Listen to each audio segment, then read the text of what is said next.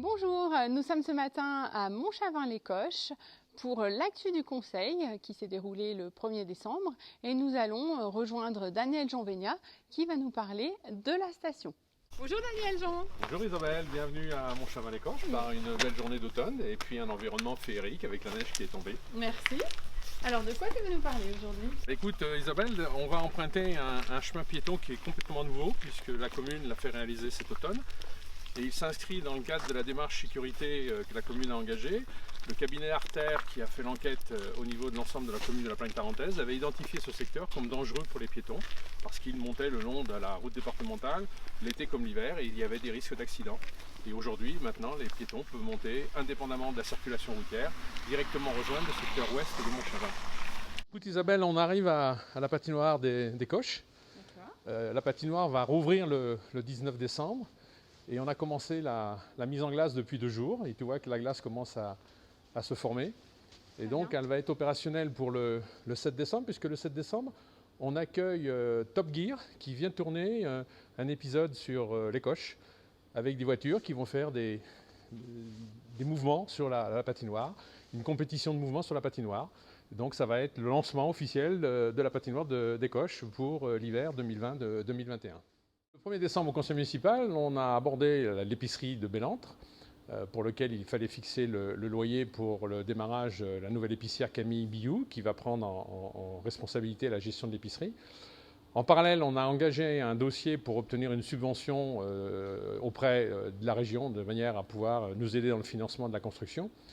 Et on a lancé l'appel d'offres pour les travaux, qui doivent donc démarrer au printemps. Et les résultats sont attendus pour mi-décembre. Et donc on saura après qui interviendra pour construire l'épicerie de Bellentre.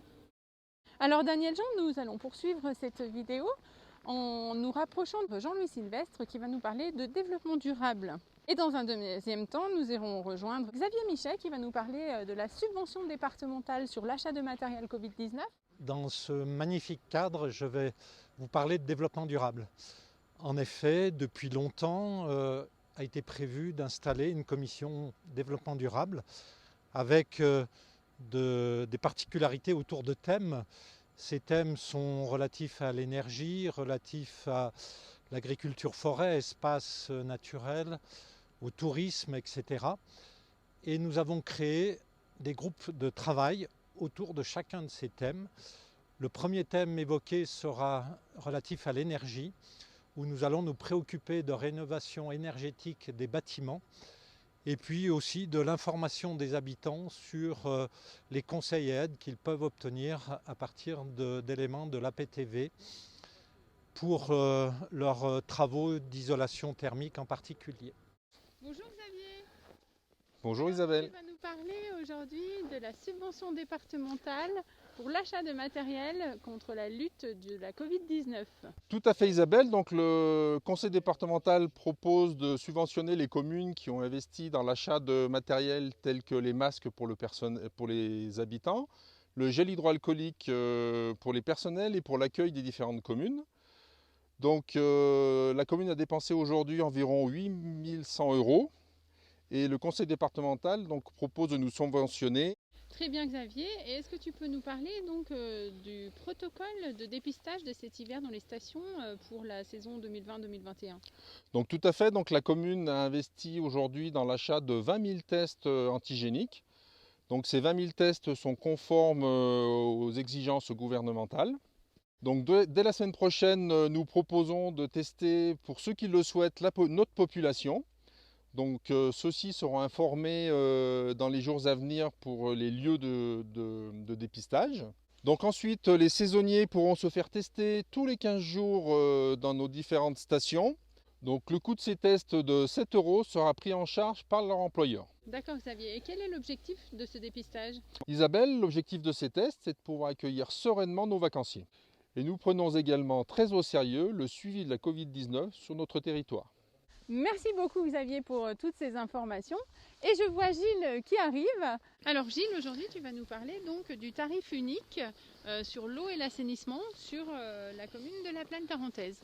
Suite à la fusion des communes historiques en 2016, donc premièrement les services publics imposent une prestation unique aux usagers. Et deuxièmement, le transfert des compétences prévues initialement à la communauté de communes en 2020 est différé en 2026 suite à l'évolution de la loi NOTRe.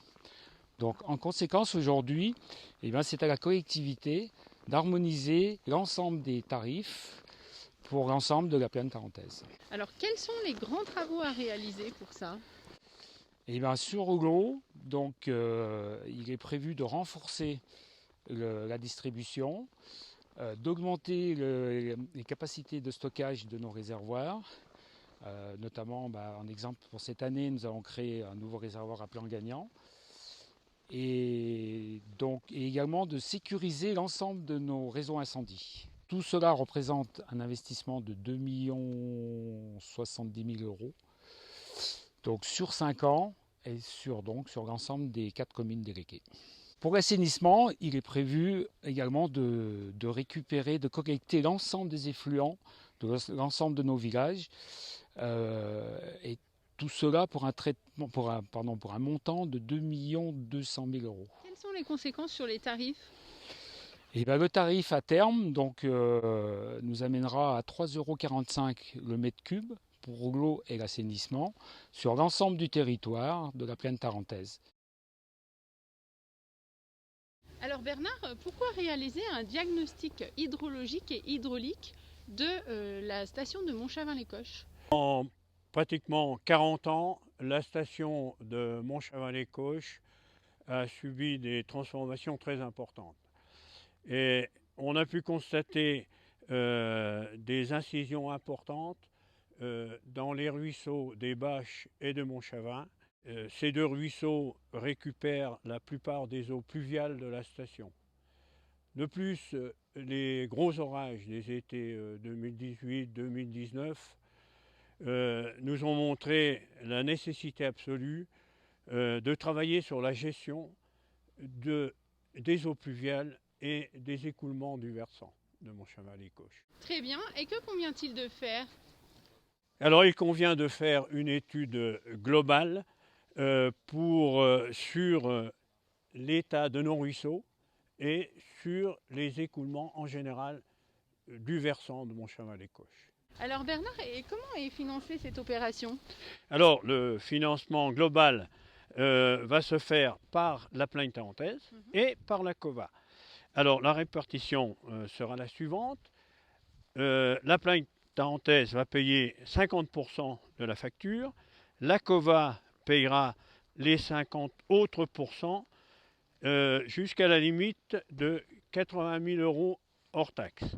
La COVA va payer l'intégralité de la facture de cette étude et ensuite elle refacturera la part à la plaine tarentaise, c'est-à-dire les 50% qui étaient convenus.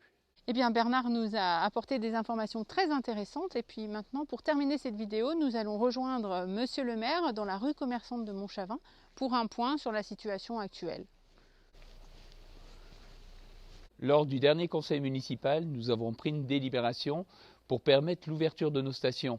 Comme vous le savez toutes et tous, on a actuellement des difficultés puisque notre président de la République ainsi que le Premier ministre ont fait une annonce qui concernait l'impossibilité d'ouvrir nos remontées mécaniques. Pour sécuriser tout cela, on a fait un énorme travail qui va consister au niveau national à œuvrer pour qu'il y ait une prise de décision qui soit inversée. On ne peut pas fermer nos domaines skiables, on ne peut pas fermer un outil de travail qui nous a permis de vivre et de continuer à fonctionner dans notre montagne. L'action nationale qui est entreprise par l'Association nationale des maires de stations de montagne ainsi que tous les acteurs économiques va consister à montrer au gouvernement, à notre président, qu'on ne peut pas faire n'importe quoi. Le plan neige des années 50-60 a permis de continuer à vivre ici sur nos territoires.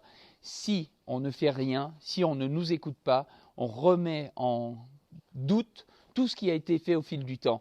Et les dernières annonces sont catastrophiques quand on sait que d'autres pays européens souhaitent ouvrir, eux, leur domaine skiable.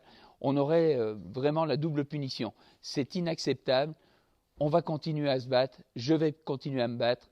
On ne peut pas perdre tout ce qui a été fait au fil du temps. c'est juste inacceptable.